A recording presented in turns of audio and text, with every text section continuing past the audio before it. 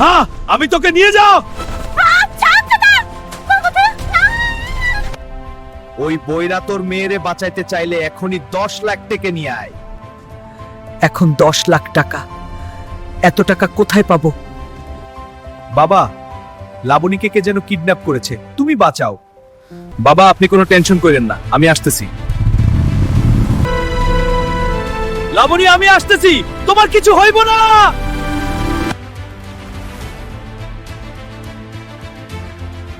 দেখ দেখ, তোর ভাতার আইছে তোরে বাঁচাইতে। এই বেগুন, তুই ভুল জায়গায় হাত দিচ্ছে, এবার তুই শেষ। এ আইছে আমরা শেষ করতে। তুই খালি দেখ আমি কি করি। সালাই কামডা করছে কি?